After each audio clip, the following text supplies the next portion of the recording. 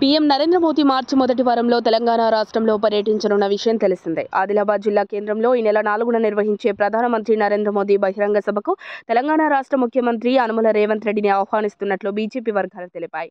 ఈ సందర్భంలోనే ప్రధాని మోదీ తెలంగాణ టూర్కి వస్తున్న నేపథ్యంలో సీఎం రేవంత్ రెడ్డికి ఇన్విటేషన్ పలికింది పీఎంఓ. దీంతో మోదీ సభకు సీఎం రేవంత్ హాజరవుతారా లేదా అన్నది తెలంగాణ రాజకీయాల్లో ఆసక్తిగా మారింది.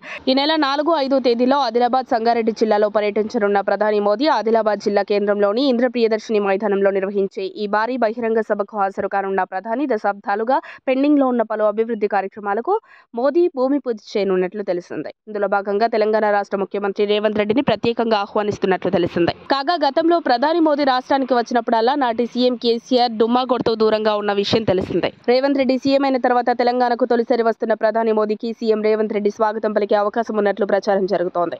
ఆయనతో పాటు అభివృద్ధి కార్యక్రమాల్లోనూ పాల్గొననున్నట్లు సమాచారం. ఈ మేరకు ప్రధాని నరేంద్ర మోదీ సీఎం రేవంత్ రెడ్డికి ఆహ్వానం పంపాలని సూచించినట్లు బీజేపీ ముఖ్య నేతలు పేర్కొంటున్నారు. అయితే ఆదిలాబాద్ జిల్లా కేంద్రంలో నిర్వహించే ఈ సభకు ఉమ్మడి ఆదిలాబాద్ నుంచి జన సమీకరణను తరలించేందుకు ఆయా జిల్లాల నాయకులు ప్రయత్నాలు చేస్తున్నారు. మొత్తానికి ఒకే వేదికపై సీఎం రేవంత్, పీఎం మోదీ మెరవనున్నారు. ఇది తెలంగాణ రాష్ట్ర అభివృద్ధికి దోహదపడుతుందని విశ్లేషకులు అభిప్రాయపడుతున్నారు.